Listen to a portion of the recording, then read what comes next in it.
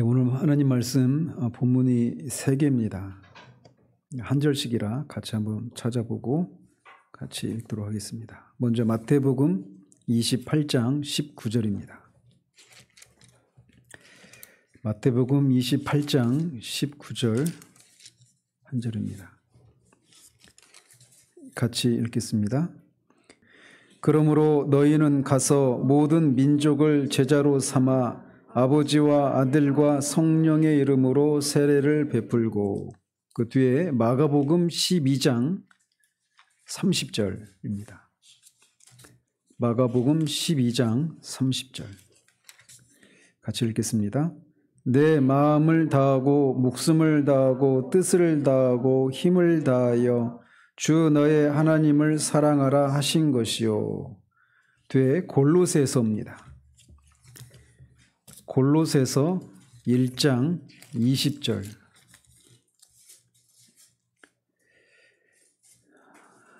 같이 읽겠습니다. 그의 십자가의 피로 화평을 이루사 만물 곧 땅에 있는 것들이나 하늘에 있는 것들이 그로 말미암아 자기와 화목되게 기뻐하심이라. 아멘.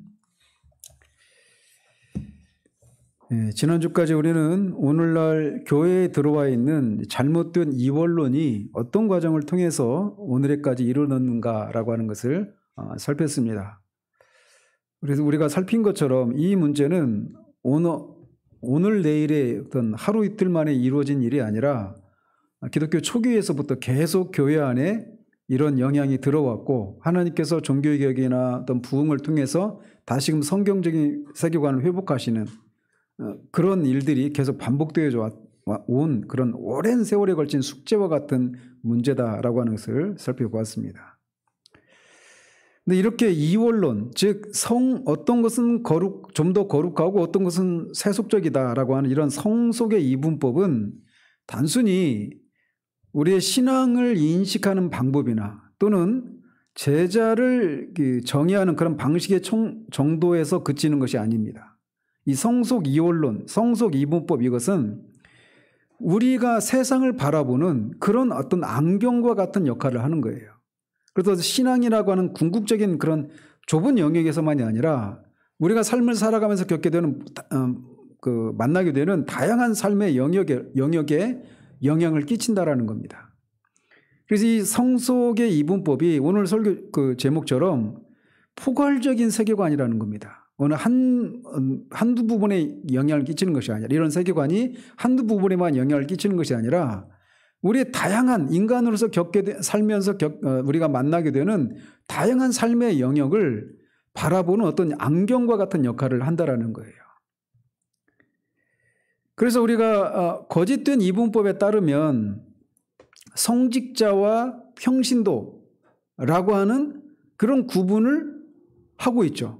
그래서 이 세속적인 영역에서 일하는 대부분의 그리스도인들을 마치 이류 그리스도인인 것처럼 그렇게 생각하는 생각을 고착시켰다는 말이죠.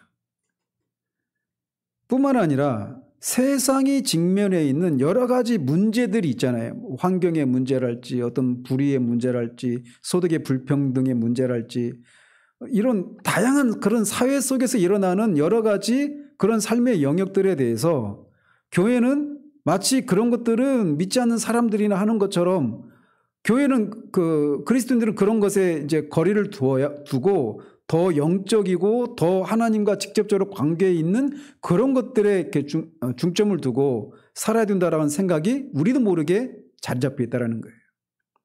그래서 저도 그렇고 여러분도 그렇고 이 생각으로부터 자유로운 사람이 없습니다. 왜? 우리 시대가 그런 시대이기 때문에 그래요. 그래서 이 시간에는 이런 잘못된 이분법이 우리 삶 전반에 어떤 영향을 끼치고 있는지를 좀 더 면밀히 살펴보려고 합니다. 그래서 이런 이원론이 우리의 삶의 영역을 어떻게 바라보게 했는지, 이런 것들을 몇몇 가지를 통해서 살펴보려고 하는 거예요. 자, 그래서 먼저 인간에 대한 이해를 이런 식으로 이해하는 겁니다. 영과 몸을 몸으로 분리된 존재로 인간을 보는 거예요. 자, 인간은 영과 몸을 또는 영혼과 몸으로 이루어진 존재잖아요. 그런데 몸과 영혼이 분명히 다르죠. 그래서 그것을 구분하는 것은 필요합니다. 그런데 이것을 분리하고는 인간이 온전한 인간이 되지 않는단 말이에요. 그런데 몸과 영혼을 분리된 그런 존재로 인간을 이해한다는 겁니다. 거짓된 이분법이. 이원론자들은 하나님이 영적인 부분에 관심을 두기 때문에 인간의 몸보다 더 중요하다라고 생각을 합니다. 이렇게 말하면 아니 그게 사실 아니에요? 이렇게 생각할 수 있을 정도로 이 생각이 우리 안에 뿌리 깊이 박혀 있다는 거예요. 그래서 어떤 사람들은 구원을 받으면 영혼만 하늘나라에 간다고 생각하고 하나님은 인간의 전 존재를 구하는 일에는 관심이 없으시다라고 생각을 합니다. 그래서 사람들의 어떤 육신적이고 사회적인 필요를 채우는 일과 관련된 것들은 그렇게 영혼을 구원하는 것보다는 덜 중요한 일처럼 생각한다는 거죠. 그래서 이 시리즈 그 책의 그 주된 책이 있잖아요. 그 저자가 데로 밀러라고 하는 분인데 이분이 이렇게 사람들의 어떤 육신적이고 사회적인 필요를 채우는 일과 관련해서 한국을 몇 번 방문했었대요. 우리나라를. 그런데 그렇게 방문할 때 한국의 형제 자매들이 영혼이 더 중요하고 몸과 관련된 일들은 덜 중요하다라고 하는 생각을 어떤 질문을 통해서 이 저자한테 갈 때마다 그런 질문을 하더라는 거죠. 어떤 질문을 했느냐. 이 저자가 데로우예요. 데로 빵과 복음 중 무엇이 더 중요합니까? 어떤 의미인지 아시겠죠? 그러니까 이 질문의 이면에 숨겨져 있는 게 뭐예요? 인간의 영혼이 몸보다 더 귀중하다, 소중하다 이런 걸 가지고 있는 거예요. 그래서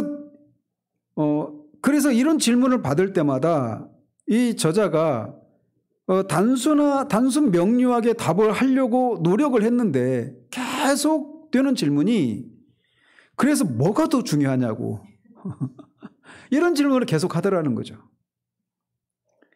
그러다가 이런 질문을 계속 받다가 이 저자가 이런 어떤 깨달음이 왔다라는 거예요. 그래서 영지주의적인 그런 질문은 영지주의적인 답을 기대한다라고 하는 그런 깨달음이 왔다라는 거죠. 그래서 이 영지주의적인 패러다임을 넘어설 수 있으려면 그 사람들의 바탕에 깔려 있는 그 가정을 먼저 점검해야 된다라고 하는 것을 이제 알게 됐다라는 거예요. 그래서 이제 그 뒤로는 이런 질문을 받으면 그 질문이 비성경적인 그런 질문이다라고 하는 것을 답을 하기 시작했다는 것이죠. 그래서 그런 질문은 성경적인 질문이 아닙니다. 영지주의적인 질문입니다. 라고 답을 했다라는 것이죠. 성경은 인간에 대해서 포괄적이고 총체적인 그런 존재로 인식을 합니다. 그리고 마찬가지로 구원에 대해서도 마찬가지예요. 죄가 타락으로 말미암아 인간에게 미친 것이 인간의 영혼에만 영향을 미친 것이 아니라 인간의 몸에도 영향을 미쳤단 말이죠. 마찬가지로 구원도 죄가 그렇게 인간의 전 존재에 영향을 미친 것처럼 구원 역시 인간의 전 존재와 관련해서 포괄적이고 총체적인 구원을 얘기한다는 거예요. 그래서 오전에도 말씀드린 것처럼 우리 1차적으로는 우리 영혼이 구원을 받죠. 그리고 최종적으로 우리 몸이 구원을 받는 방식으로 사람이 완전한 인간이 되는 거예요.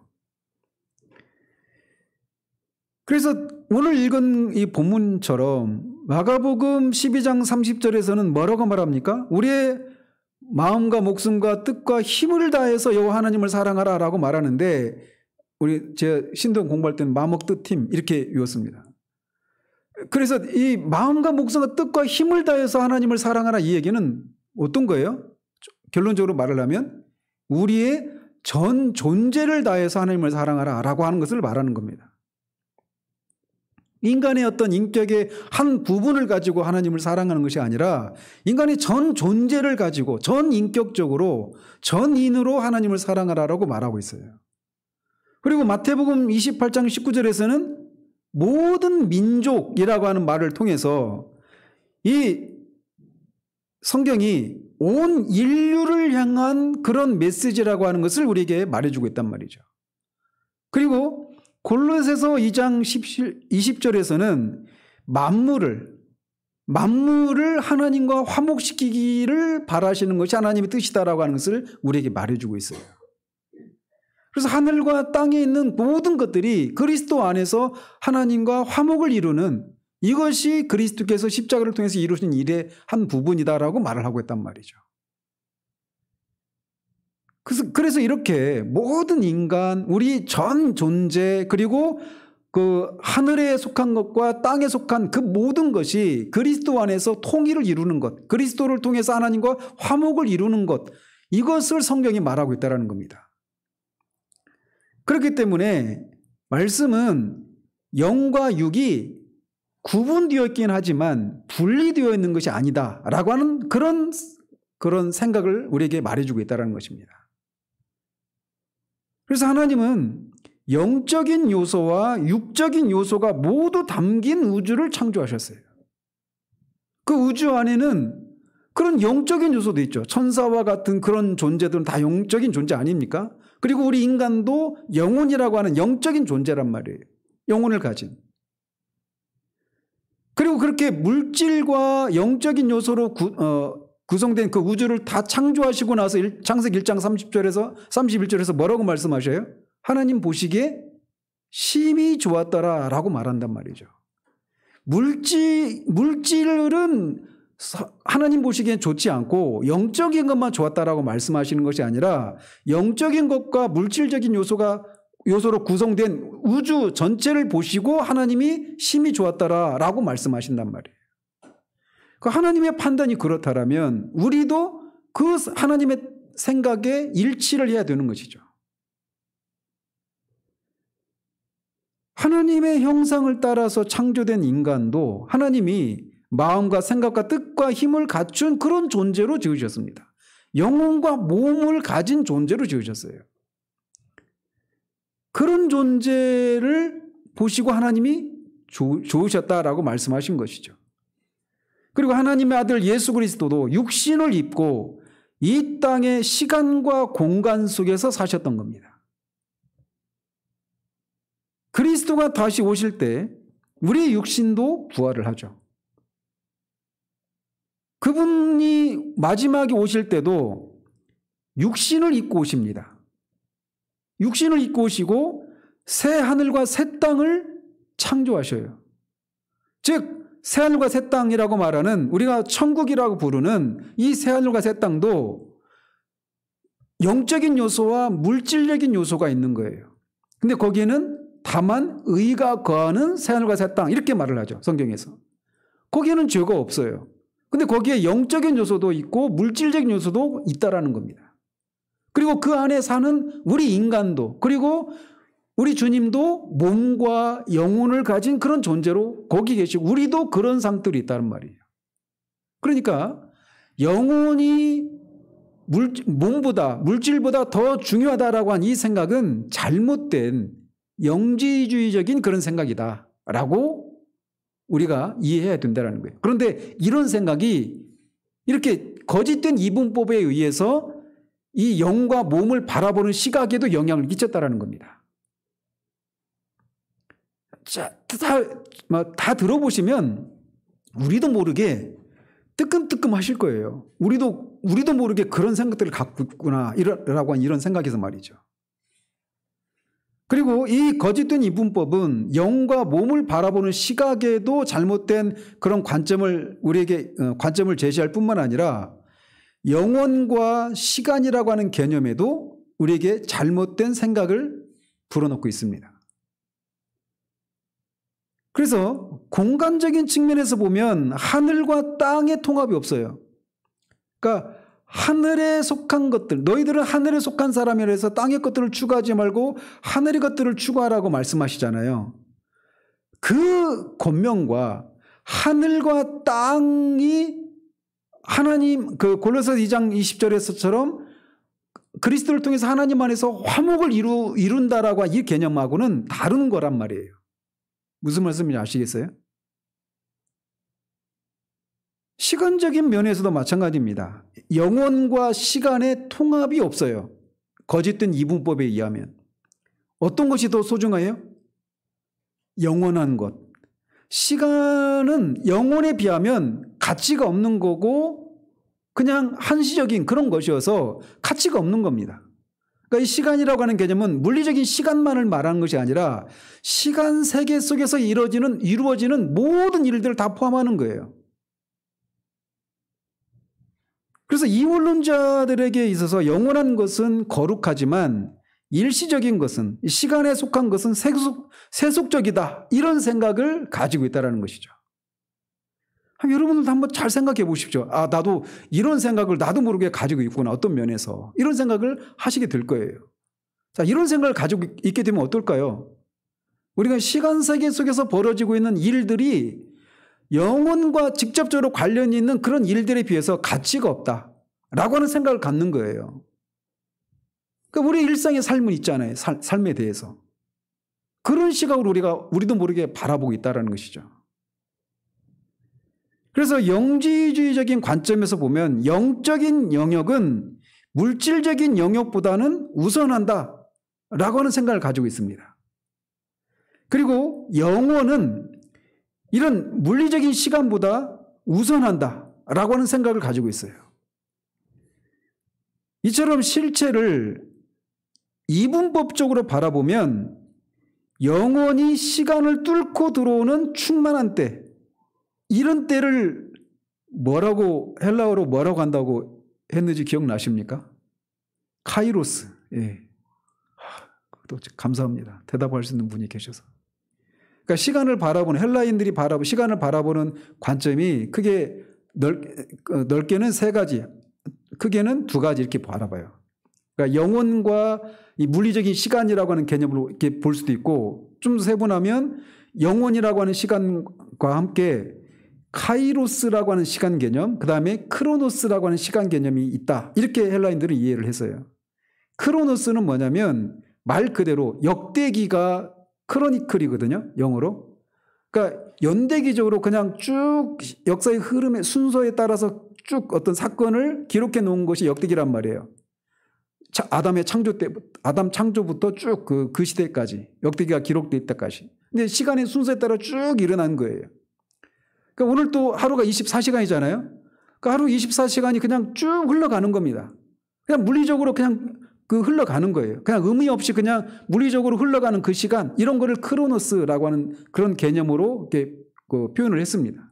그런데 카이로스는 뭐냐면 그렇게 시간이 흘러가는 속에서 뭔가 영원히 그 크로노스의 시간 속에 어떤 순간 쭉 들어오는 겁니다.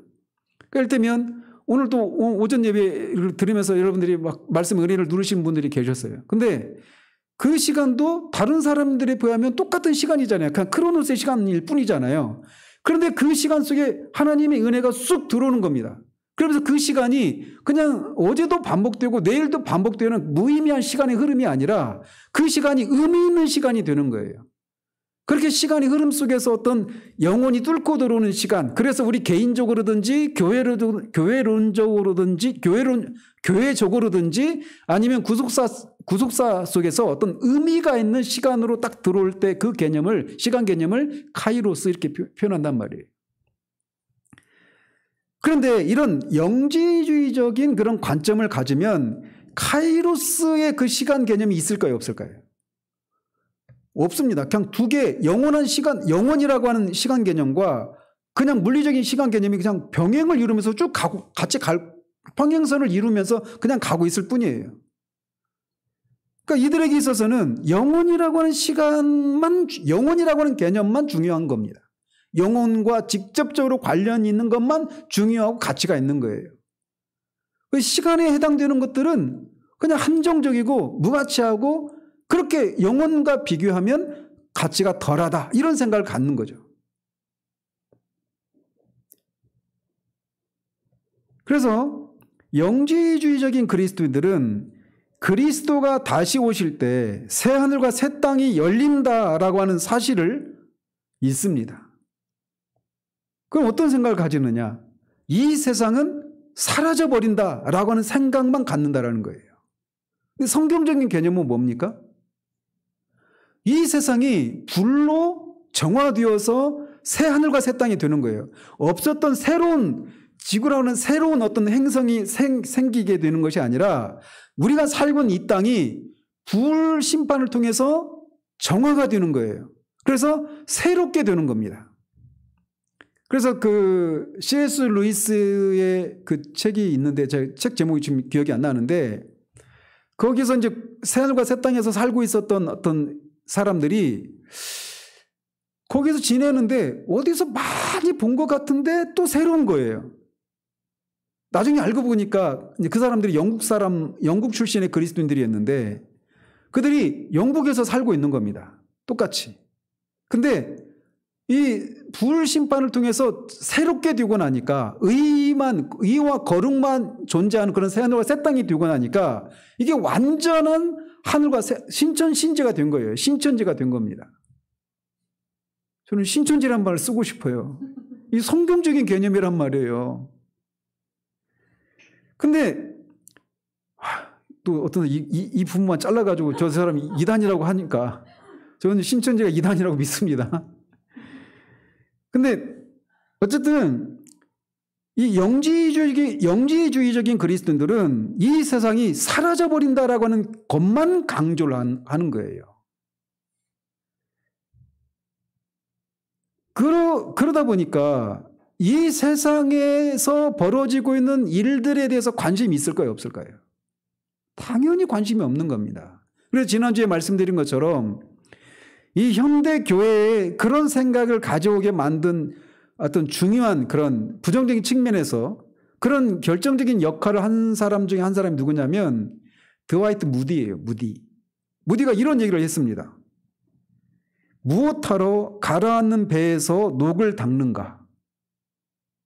어떤 말인지 아시겠죠? 그러니까 무디에게 있어서 이 세상은 침몰하는 배나 다름없는 것으로 본 거예요. 이미 배가 가라앉는데 그 가라앉을 배에 있는 녹을 제거하는 것이 무슨 소용이 있느냐라는 겁니다. 자, 그 말 자체는 맞죠. 그런데 그 말 속에 이 세상을 어떻게 바라보고 있는가가 고스란히 드러나고 있는 거예요. 그래서 무디는 이 세상을 침몰하는 배나 다름없다 이렇게 본 겁니다. 그러니까 미래가 없어요. 중요한 것은 오직 영혼만입니다. 그러면은 뭐가 최대 관심사가 되겠어요? 가라앉는 배로부터 영혼을 구원하는 것. 이것만이 지상 과제가 되는 겁니다. 이런 것들이 세대주의적인 종말론과 같이 힘을 합해서 이런 생각이 우리들에게도 우리나라에도 굉장히 많은 영향을 끼친 거예요. 그러니까 윌리엄 윌버포스와 같은 그런 인물들이 한국에는 없는 건 아니죠. 부산에 무슨 그 병원 세우셨던 무슨 장로님인지 그분도 있고 그런 분이 있어요. 그러니까 정통적인 그런 그 교리의 근거에서 이 성경적인 입장에서 사회에서 일어나고 있는 여러 가지 부조리와 그런 불이나 이런 것들을 성경적인 가치관으로 변혁시키려고 하는 이런 시도를 하신 분이 없는 건 아닌데 주류가 아니라는 거죠. 그래서 이렇게 마지막 때가 곧 닥친다라고 할 때 그런 상황에서 환경이나 빈곤, 불의와 같은 이런 시대적인 문제를 대처할 이유를 찾지 못하는 겁니다. 곧 가라앉을 배인데. 그래서 이 땅에서의 삶을 장기적인 안목에서 생각할 여유도 없어요. 이런 것은 저도 마찬가지예요. 그러니까 제가 직장을 다니면서 언젠가는 하나님이 나를 이제 신학을 하게 하실 것이다. 이런 생각을 하니까 언제 그만둬야 될지 모른다. 이라고 하는 생각을 하니까 직장 생활하면서 제가 이제 부끄러운 고백이지만 뭔가 미래를 준비해서 착실하게 적금도 들고 또 이런 준비도 있어야 되잖아요. 그런데 그런 것들이 없는 겁니다. 제 경우를 가지고 말씀드리지만 똑같이 곧 종말이 온다라고 하는데 거기에서 내가 뭐 건강관리를 하고 내가 또 학교를 다니면서 뭔가를 배우고 이런 주변 사람들 돌보고 이런 것들에 관심이 없는 거예요. 온통 내 영혼만 중요한 것이죠. 온통 영혼과 관련된 것만 중요한 것이 되고 일상의 이런 삶의 가치들에 대해서는 우리들이 주된 관심사가 아닌 모습이 바로 이런 것들이 근거가 있다. 이런 것들이 뿌리를 두고 있단 말이죠. 그러니까 지금 제가 말씀드리는 게 멀리 있는 얘기가 아니에요. 그죠? 그래서 이 삶을 장기적인 그런 안목에서 바라보지 못하는 거예요. 그러니까 부흥을 위한 기도도 마찬가지예요. 부흥을 위한 기도, 이것을 사람들이 하지 않는 것 중에 하나가 뭐냐면, 아니, 주님이 곧 재림하실 때가 가까이 왔는데 무슨 부흥을 위해서 기도하느냐, 이런 생각이죠. 이것도 다 그런 것의 연장이에요. 그래서 하나님께 주님의 재림의 때를 하나님께 맡기기보다는 마지막이 어서 다가오기를 바라는 사람들까지 생겨나는 겁니다. 그래서 심지어는 우리가 세상 끝까지 복음이 전파될 때 그때 주님이 오신다고 하셨으니까 우리가 빨리 미전도 종족들한테 복음을 전해서 주님의 오실 때를 빨리 앞당기자라고 하는 그런 생각까지 나타나게 된 겁니다. 어떻게 보면 그렇게 복음을 전파하려고 하는 그런 노력들 그것만 가지고 보면 잘못된 건 아니죠. 그런데 그 생각이 뿌리에 이런 생각이 들어있다라는 거예요.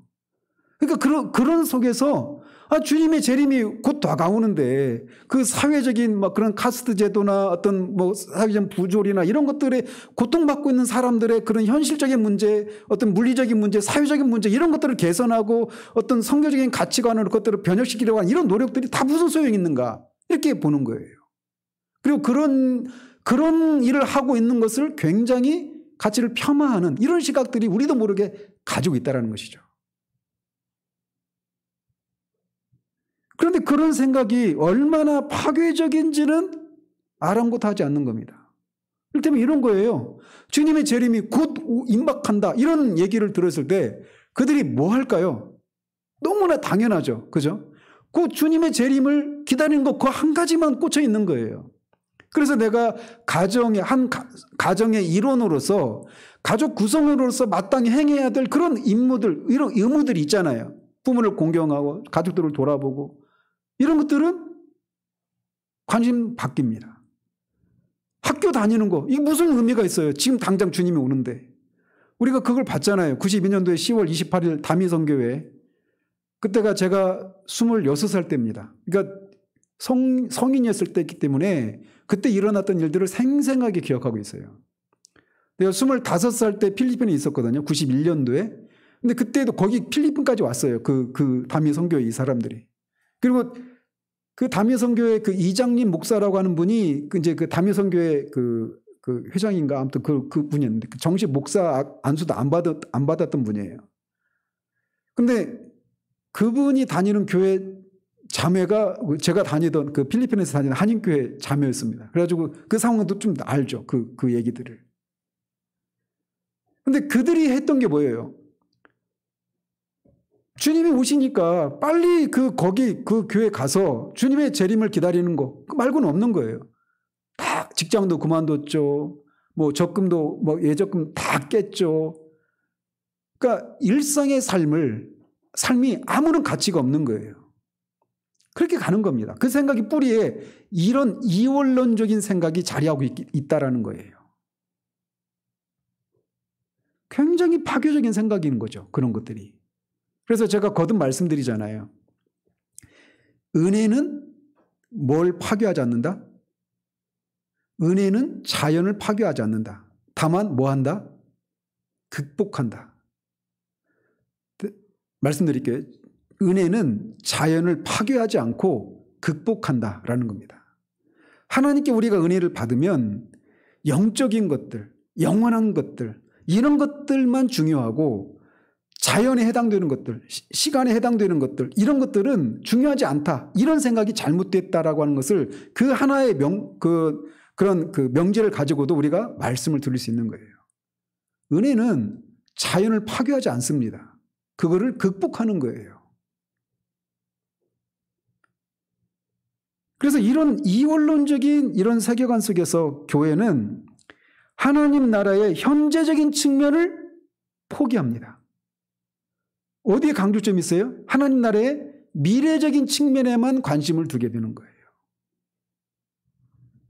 그래서 산상수훈 역시 시간과 역사와는 무관한 오직 영생만을 논하는 설교로 치부되고 맙니다. 그래서 세대주의자들에 있어서 산상수훈은 언제 적용할 그 설교라고 하는지 아십니까? 하늘이 아니라 천년왕국. 천년왕국에서의 신자들의 삶의 원리가 산상수훈이다. 이렇게 얘기를 합니다. 그러니까 지금 현재 우리들에게 적용되는 그런 원리가 아니에요. 그래서 나라가 임하옵시며 그 산상수훈의 그 6장에 주기도문이 나오잖아요. 나라가 임하옵시며 뜻이 하늘에서 이루어진 것 같이 땅에서도 이루어지다라고 한 이런 기도를 우리는 오늘 예배 끝나고 고백하고 또 기도한단 말이에요. 이런 것을 일주일에 한 번 내지는 2번 이상은 하면서 이런 것이 이 구절을 사회 속에서 어떻게 실현되고 나타나야 되는가에 대해서는 관심이 별로 없어요. 그래서 교회가 너무 천국만 생각하는 바람에 이 땅에서는 아무런 쓸모가 없다라고 말하는 사람들까지 생겨났단 말이죠. 이런 것을 등한시하다 보니까. 그리고 이런 생각의 배후에는 잘못된 이원론이 자리하고 있기 때문에. 그렇지만 성경은 완벽한 균형을 갖추고 있습니다. 시간과 영원 모두가 실체예요. 영혼만 실체가 아니라 시간 역시 실체라는 겁니다. 그 시간 속에서 영혼이 뚫고 들어오는 거예요. 그래서 다른 말로 말하면 시간 속에 해당되는 그 모든 일들이 영혼과 잇대어 있을 때 그 시간에 해당되는 일들이 다 영원한 가치가 있는 일이 될 수 있는 거예요. 그러니까 우리가 만나는 사람들, 마태복음 25장을 보십시오. 주님이 그 양의 무리로 이렇게 분류된 그 사람들을 주님이 칭찬하시잖아요. 그리고 그 염소의 무리로 구분된 그 사람들을 향해서는 주님이 책망하시잖아요. 그들을 칭찬하고 책망하는 것이 다 똑같죠. 똑같은 일을 하고 안 하고 그걸 가지고 책망하시고 칭찬한단 말이에요. 근데 그 성격이 영혼은 갖고 관련이 있습니까? 시간에 해당되는 것들입니까? 다 시간에 해당되는 거잖아요. 감옥에 갇혀있는 사람은 방문하는 거. 줄인 사람의 배를 채워주는 거. 벗은 사람에게 옷을 벗어주는 거. 다 시간에 해당되는 일들이란 말이에요. 직접적으로 영혼과 또는 영적인 것과 직접적으로 관련이 있는지 아니죠. 그래서 제가 이 요한계시록을 한 다음에 이것을 한 이유도 그런 거예요. 요한계시록을 끝내고 나면 맨 마지막에 있는 것처럼 마라나타, 아멘 주 예수의 오시옵소서. 주님의 오심을 기다린단 말이에요. 근데 그 주님의 오심을 우리가 기다리면서 살아야 돼요. 근데 그렇게 주님의 오심을 기다리면서 우리는 어떻게 살아야 되는가? 우리 일상의 삶에서. 그래서 맨날 교회 가서 철야기도 하고 그냥 그렇게 주님의 오심을 기다리면서 그냥 우리 일상의 삶은 다 팽개쳐 놓고 온통 기도와 그렇게 주님의 오심을 기다리며 찬양하고 예배하고 이렇게만 살아야 되느냐? 아니라는 겁니다. 우리 일상의 삶이 다 영원한 그런 것과 또 영적인 것과 주님을 섬기는 것과 다 관련이 있는 것이라는 거예요. 그래서 주님이 다시 오시면 새하늘과 새 땅을 주님이 창조하십니다. 그런데 이렇게 하나님 나라와 하나님 나라에서 온 것은 그 불심판을 통과하고 굳건히 설 겁니다. 그러나 그것이 하나님 나라에서 온 것이 아니면 다 사라지게 될 거예요. 그래서 계획주의자들은 이 과학 문명 이런 것들이 우리가 그런 영화들을 많이 보잖아요. 그러니까 그 디스토피아라고 하죠. 디스토피아적인 그런 영화, 그 종말론과 관련해 가지고. 그래서 어떤 핵 전쟁이나 이런 것을 통해서 지구가 완전히 멸망하고 그 뒤에 어떤 세상이 열려요? 혹성 탈출 이런 것들이 그런 영화잖아요. 어떻게 돼 있어요? 지구가 황폐화되어 있죠. 대표적인 장면이 어떤 거예요? 바닷가에 뉴욕의 그 자유여신상이 막 나뒹굴고 있잖아요. 기억나십니까? 그런 장면들. 그런 것들도 이런 신학 사상을 반영하고 있는 한 장면이에요. 그 클립 하나하나가 다 의미가 있는 겁니다. 감독이 그런 것들을 제작할 때는. 그래서 마치 그런 것들이 우리에게 너무 익숙해져 있기 때문에 우리가 지금 살고 있는 이 땅이 불의 심판을 받아서 완전히 다 사라지고 이제 완전히 에덴 동산에서처럼 어떤 과학 문명도 없이 전화도 없고 인터넷도 없고 그냥 뭐 건물, 어떤 콘크리트 건물이나 이런 것도 없고 그냥 완전히 원시 상태로 그렇게 돌아갈 것처럼 생각해요. 근데 하나님 나라는 연속적인 측면도 있고 불연속적인 측면도 같이 있다는 겁니다. 그거를 우리가 구체적으로 다 알 수는 없어요. 그러나 영혼과 시간이라고 하는 것이 구분되긴 하지만 분리되는 것은 아니다. 오히려 이것이 통합을 이루고 있다. 이게 성경적인 관점이라는 겁니다. 그렇기 때문에 시간 속에서 일어나고 있는 일들, 그 속에서 만나는 사람들과의 관계, 거기서 일어나는 일들, 이런 것들이 다 의미가 있을 수 있는 거예요. 그리고 그런 속에서 사람들이 겪는 그 고통의 문제들을 빵의 문제를 해결해 주는 이런 것들이 다 의미가 있을 수 있다는 겁니다. 제가 의미가 있다고 단정적으로 아는 게 아니라 있을 수 있다는 거예요. 그게 영혼과 이때에 있다라면 이라고 하는 조건을 충족시킬 때 말이죠. 또 이런 거짓된 이분법은 마음과 지성이라고 하는 이 측면에도 영향을 끼칩니다. 그래서 우리가 지난 몇 주에 걸쳐서 살펴본 것처럼 종교개혁 때 그런 잘못된 이런 세계관이 성경적인 세계관으로 다시 회복되는 일이 있었잖아요. 이분법적 이런 세계관이 다시금 하나가 되는, 통합을 이루는 그런 세계관으로 회복되는 일이 있었단 말이에요. 그리고 나서 종교개혁이 일어난 지 한 100여 년이 지난 후부터는 이 교회가 정통신앙이나 건전한 신학 등 기독교적인 지성에만 집중된 적이 있었습니다. 그런 시기가 있었어요. 그래서 때로는 그로 말미암아서 개인의 경험을 도외시하면서까지 진리를 추구하는 상황이 벌어졌단 말이죠. 그 결과 경험과 감정을 묵살하는 기독교 지성주의가 만연하게 되는 겁니다. 그래서 그런 것에 대한 반동으로 일어난 게 뭐라고 그랬죠? 경건주의라고 그랬어요. 그들이 내세운 캐치프레이즈가 뭐예요? 교리보다는 삶, 교리보다는 종교적인 체험. 근데 그래서 긍정적인 측면도 있죠. 이 경건주의가 끝인 긍정적인 측면도 있어요. 분명히. 그러니까 진짜 구원 얻는 믿음이라고 하는 것이 지적인 동의를 하는 데서 그치는 것이 아니라 그런 믿음을 뭐라고 하죠? 역사적인 믿음이라고 하는 겁니다. 역사적인 믿음. 이를테면 우리가 1592년도 임진왜란이 일어났을 때 그 위기에서 이 조선의 그 경각관에 있었던 조선을 위기에서 건진 사람이 누구죠? 이순신 장군이에요. 이순신 장군이 어떤 사람이고 그가 어떤 일들을 했는가라고 하는 역사적인 자료들을 뭐 많고 적고에 따라서 사람들마다 차이가 있겠지만 어쨌든 역사적인 인물인 이순신에 대해서 우리가 알잖아요. 그리고 그 사실들이 진짜라고 하는 것을 우리가 알아요. 그런데 그게 우리 영혼에, 우리 존재에 영향을 끼칩니까?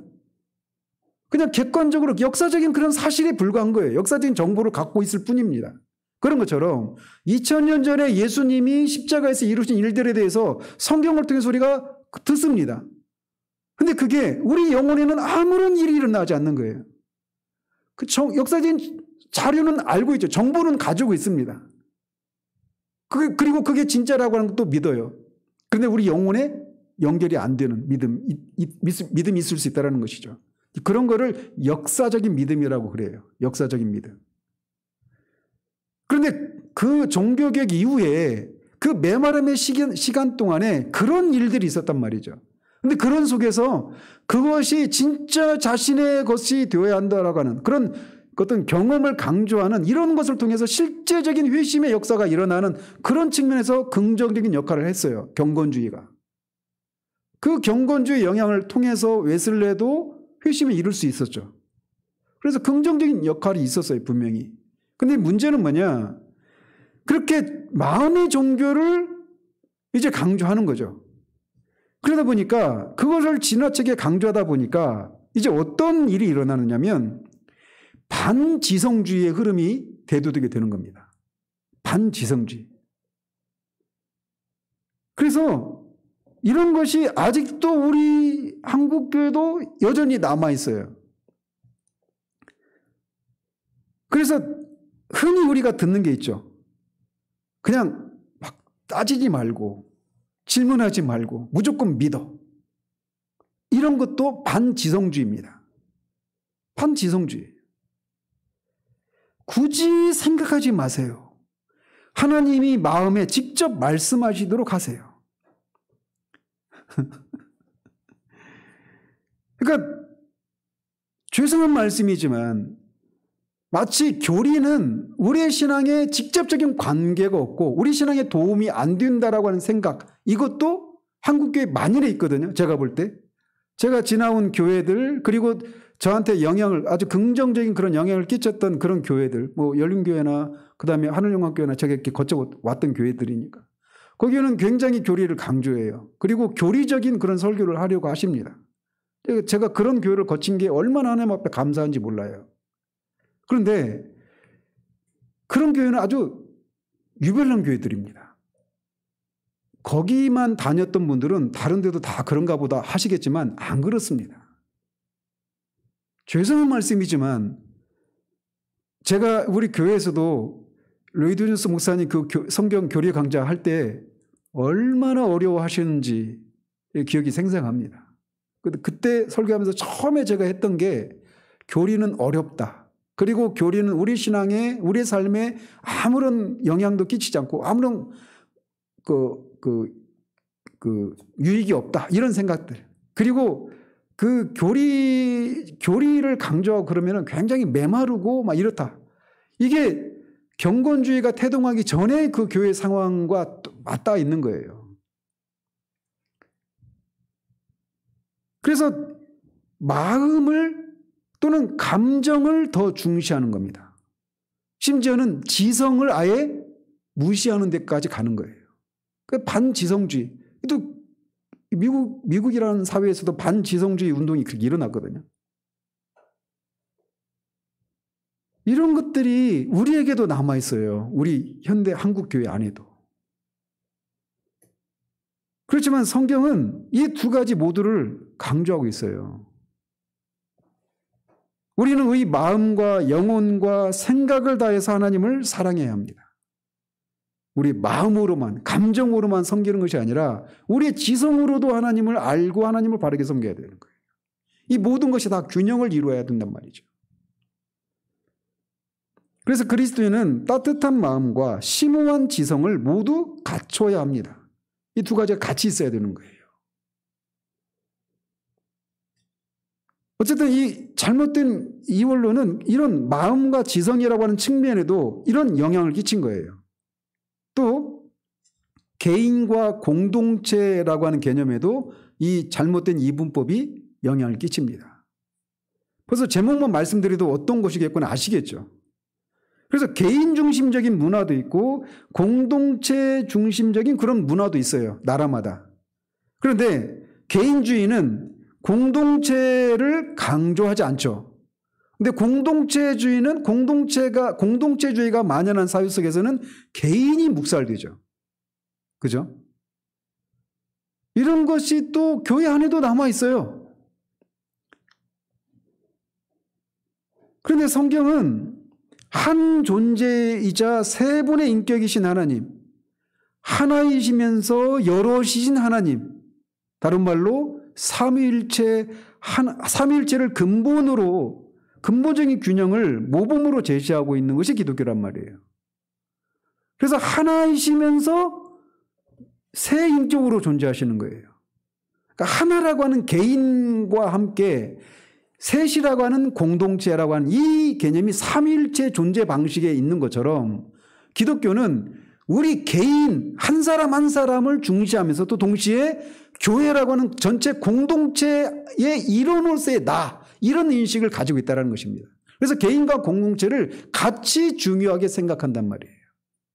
그런데 우리는 어느 한쪽으로 치우치도록 그렇게 강요를 받는 이런 영향이 어디서 왔느냐? 잘못된 이분법에서부터 왔다라는 겁니다. 그래서 진정한 기독교 공동체는 개인과 공동체를 모두 기뻐해야 되는 것이에요. 자, 그리고 두 가지만 더 할게요. 목적과 수단과 관련해서도 이 거짓된 이분법이 영향을 끼치고 있습니다. 그리고 이런 영향을 우리는 고스란히 우리도 이 영향 아래 있습니다. 그래서 이원론적인 사고는 목적과 수단을 분리할 수 있다라고 부추깁니다. 그런데 실상 그렇지 않아요. 목적과 수단을 분리시키는 이런 것이 어떤 식으로 나타나냐면 이게 이제 실용주의예요. 그래서 실용주의자들은 목적과 수단 중에 어디에 강조를 둘까요? 목적에 그 강조를 두는 겁니다. 그래서 목적만 괜찮다면 어떤 수단을 사용하든 개의치 않습니다. 이런 것들이 교회를 해나가는데도 똑같이 나타나죠. 교회가 그 사람이 막 늘어나고 이 부흥이 그런 것만 말하는 게 아니거든요. 부흥의 진정한 의미를 모른 채 그냥 부흥이라는 개념이 혼용돼서 이렇게 사용되고 있는데 교회가 그렇게 사람이 숫자만 늘어난다면 어떤 식으로 그 사람들을 채웠든 상관이 없다라는 겁니다. 가장 많이 그래서 인용하는 구절이 뭐예요? 막 들로도 나가고 막 사람들을 데려다가 내 집을 채우라. 근데 그 내 집을 채우면 됩니까? 그러고 나서 뭐 해요? 옷을 입었는지 안 입었는지 체크하잖아요. 그런 작업들은 뒷전입니다. 그리고 그 과정, 그렇게 사람을 채우는 과정 속에서 성경적인 방법이냐 아니냐 이거는 중요한 게 아니에요. 그래서 전도왕을 뽑고 자동차도 주고 부상으로 권사님 그런 교회 있어요 진짜. 그러니까 막 데려오는 겁니다. 그건 부상을 상을 받으려고. 여기서는 그런 사람들이 새 자동차도 없고 뭐 금 반지나 이런 것도 없고 우리 한번 해볼까요? 여기서는 그렇게 해서 교회를 키울 수 있을지 모르겠지만 영혼 속에서 아무런 의미가 없는 겁니다. 결과만 좋다면 부도덕하고 불의하고 심지어 불법적인 방법을 사용해도 된다라고 하는 생각이 만연해 있어요. 우리나라의 식민사관이라고 하는 것도 바로 이런 것에서 연결되는 겁니다.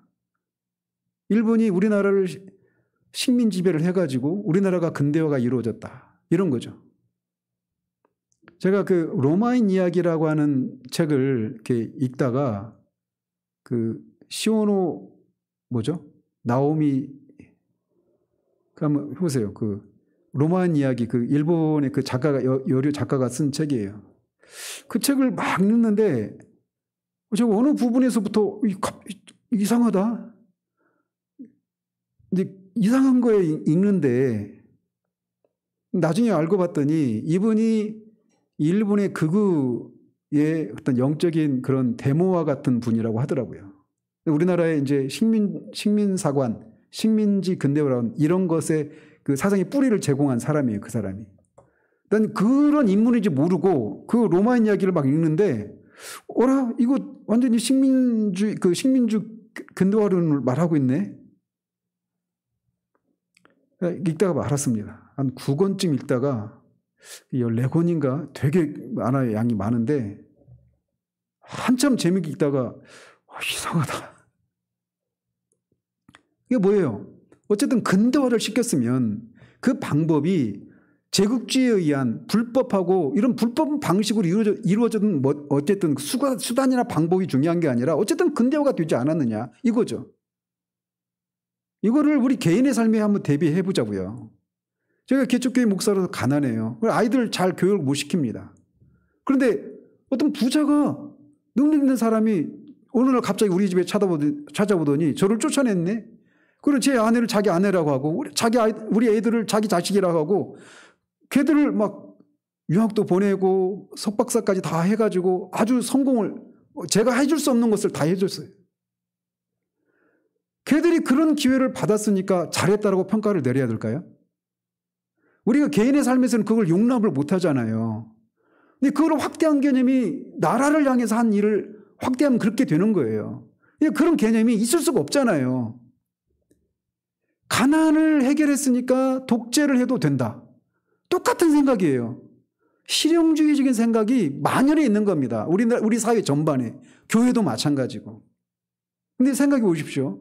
마태복음 7장에 주님이 그 마지막 때에 사람이 다 주여 주여 한다고 해서 다 아버지 나라에 들어갈 자가 아니다라고 말씀하시면서 예를 드는 사람들 있잖아요. 내가 주여 주여 내가 주님의 이름으로 병도 고치고 권세도 행하고 귀신도 쫓고 선지자는 노릇했다. 만약에 그런 교회가 그런 목사가 있는 교회라면 대박 났겠죠. 요즘 말로. 엄청나게 많은 사람이 몰려들었을 겁니다. 그 교회로. 그런데 실용주의적인 관점에서 보면 어쨌든 그렇게 해가지고 사람들이 복음을 듣고 어쨌든 그래도 들어오지 않았느냐. 아직 얘기하다가 또 갑자기 생각나는데 신사참배를 찬성하는 사람들도 같은 논리예요. 신사참배는 우상숭배가 아니고 그냥 어떤 문화적인 차원이다. 이렇게 해석을 하기도 하고 어떤 사람은 그걸 인정하면서도 그건 순간적으로 잘못했지만 그래도 그렇게 신사참배를 해서 교회를 지키고 그래도 예배를 드릴 수 있고 그리고 병원도 지키고 해서 그래도 그걸 통해 해가지고 그래도 어떤 복음을 전하고 교회가 계속 존속할 수 있었으니까 그래도 그게 더 낫지 않느냐. 이런 논리하고 똑같은 겁니다. 마태복음 7장을 가지고 그런 모든 것들을 다 얘기할 수 있는 거예요. 정치적인 문제든 교회 안에서 이루어지는 문제든 역사적인 문제든 우리의 모든 신앙과 삶의 유일한 기준은 성경이에요. 성경. 근데 마태복음 7장 하나만 가지고 보자고요. 그런 논리에 따르면 주님이 잘못하신 것이죠. 안 그래요? 그렇게 해서 어쨌든 그 사람들이 복음을 듣고 그 사람 어떤 회심에 이르렀다면 그 사람을 그래 네가 잘못한 거 있지만 그래도 저 사람들 보니까 그래도 네가 잘했다 받아주셔야죠. 그들의 논리에 따르면. 근데 주님은 너희를 모른다고 하셔요. 그 순간에만 모르는 게 아니라 너희들이 내 이름을 행했다고 했던 그 순간에도 나는 너희들을 몰랐다고 말씀하셔요. 또 생각나네요. 이번 주 새벽 설교 때 금요일날 했던 거죠. 언약궤를 옮길 때. 언약궤를 옮길 때 수레에 싣고 가는데 소가 막 뛰니까 당연히 그 앞에가 올라가니까 뒤로 미끄러질 거 아니에요. 언약궤, 수레에 실려있던 언약궤가. 그러니까 그 언약궤가 떨어지는 걸 막으려고 웃사가 손을 잡았단 말이에요. 근데 웃사를 하나님이 찢어 죽이셨네요. 문자적으로는 찢어 죽이신 거예요. 찢으셨다라고 하는 거냐. 베레스 웃사라고 할 때 베레스가 찢다라는 뜻이거든요. 하나님을 위한 것 아니에요? 언약궤를 보존하기 위해서? 인간적으로 생각하면 웃사를 칭찬해야죠. 근데 하나님 그를 치셔요. 죽이신단 말이에요. 결론이 뭐냐? 하나님의 일은 하나님의 방식대로 해야 되는 거예요. 하나님의 일은 하나님의 방식대로 해야 되는 겁니다. 인간적인 판단에 의해서 결과가만 중요하다. 결과가 어떤 수단과 방법이든 결과만 좋으면 좋다. 아니에요. 세상에서는 그게 통할 때도 있죠. 세상에서는. 때로는. 그런데 하나님 나라에서는 통하지 않아요. 하나님은 뇌물이 통하시지 않는 분이거든요. 그래서 그 마태복음 7장 그 하나만 가지고도 우리는 우리 시대의 그 왜곡된 그런 생각들을 다 그 한 가지만 가지고도 다 얘기할 수 있어요. 근데 또 반대로 목적은 중요하지 않고 그냥 어떤 식으로든지 그 수단과 과정에서 어떤 전문성과 이 탁월함을 드러내면 된다라고 하는 생각 역시도 성경적이지 않은 거예요. 두 가지 다 중요합니다. 이를테면 예를 드는 게 이 어떤 국제 자선 단체가 제가 월드비전이라고 하는 책 누구죠? 거기 유명한 분? 한비야. 그분이 쓴 책을 이렇게 읽은 적이 있는데 국제 자선 단체가 탁월한 방법으로 원조를 이렇게 배분한다 해도 그것 때문에 사람들이 점점 의존도가 높아진다면 그게 실패한 거잖아요. 분배는 잘했습니다. 공정하게. 근데 그 과정에 부조리들이 많다고 하더라고요. 근데 공정하게 잘했어요. 근데 사람들이 그것만 의존하다가 더 빈곤해지는 그런 일이 발생하면 안 되잖아요. 그러니까 수단과 방법뿐만 아니라 목적도 다 중요한 거예요. 그래서 성경은 합당하고 의로운 목적을 위해서 의로운 수단을 사용해야 된다. 이렇게 얘기를 하는 겁니다. 그래서 주님의 일은 주님의 방법으로 해야 한다. 그런데 이 이분법, 잘못된 이분법은 목적과 수단을 분리할 수 있는 것처럼 우리에게 그런 잘못된 생각을 주입한다라는 거예요. 그래서 그런 생각에 의해서 우리가 이런 실용주의적인 생각이 우리에게 만연되어 있다는 겁니다. 그것은 성경적인 관점이 아니에요. 그리고 마지막으로 십자가와 창조 명령에 대해서도 이 분리된 잘못된 생각을 이 잘못된 이원론이 우리에게 영향을 끼치고 있습니다. 그래서 이원론적인 사고는 한마디로 말하면 양자택일의 사고예요. 흑 아니면 백이에요. 그 때문에 어떤 사람들은 십자가에 있는 능력이 영혼 구원의 능력뿐이라고 생각을 합니다. 반면에 어떤 사람들은 하나님이 우리에게 세상을 개발하라고 하는 창조 명령을 주셨다고 주장을 합니다. 이것에 대해서 이제 뒤에서 상세히 살필 겁니다. 그런데 성경에서는 뭐라고 말을 하냐면, 그러니까 십자가를 통한 영혼의 구원이든지 아니면 세상을 개발하라고 하는 창조 명령, 이 둘 중에 하나만 중요하고 하나만 선택할 수 있다, 이런 생각을 가진다는 것이죠. 그런데 성경은 그렇지 않고 골로새서 1장 20절이 대표적인 구절인데 예수님이 만물을 그에게로 회복시키기 위해서 돌아가셨다라고 가르치고 있다는 거예요. 그러니까 영혼 구원을 위해서만 돌아가신 것이 아니라 만물을 그리스도 안에서 하나님과 화해를 시키고 그리스도 안에서 만물을, 하늘에 있는 것과 땅에 있는 그 모든 것들이 그 통일을 이루시도록 하기 위해서 십자가에 죽으셨다라고 말하고 있단 말이에요. 에베소 1장 10절이 그걸 말하잖아요. 그리스도 안에서 모든 만물을 통일시키려 하심이라. 이게 하나님의 뜻이에요. 그래서 십자가는 우리에게 영생을 줄 뿐만 아니라 이 땅에서 우리가 감당해야 할 목적을 회복시킴으로써 이 두 가지를 하나님의 온전한 영역으로 통합시키고 있는 겁니다. 그래서 십자가와 창조 명령, 목적과 수단, 개인과 공동체, 마음과 지성, 영혼과 시간, 영과 몸, 이 무엇이든지 이 두 가지가 분리되어 있는 것이다 라고 생각한다면 그건 성경적인 사고가 아니에요. 이것은 마치 예수님이 신성과 인성을 가지셨잖아요. 그런데 이 한 인격 안에 신성과 인성을 가지셨단 말이에요. 그 한 인격 안에 어떻게 두 본성이 어떤 방식으로 존재하느냐, 이걸 가지고 이제 많은 신학적인 토론이 있었고 여기서 또 이제 많은 이단들이 나옵니다. 근데 결론이 뭐냐? 성경적인 그런 신조가 뭐냐면 한 인격 안에 신성과 인성이 구분되어 있죠. 그죠? 신성과 인성으로 구분되어 있어요. 근데 이 한 인격 안에 신성과 인성이 구분되어 있지만 분리되어 있지는 않습니다. 한 인격 안에 신성과 인성이 구분되지만 분리되지 않고 그리고 혼동을 이루지 않은 상태로 있어요. 혼동을 이뤘다는 얘기는 신성과 인성이 짬뽕이 되어가지고 신성도 아니고 인성도 아닌 제3의 어떤 본성으로 있는 거. 이게 유티키스가 말했던 거거든요. 유티키스라고 하는 사람이 말했던 거거든요.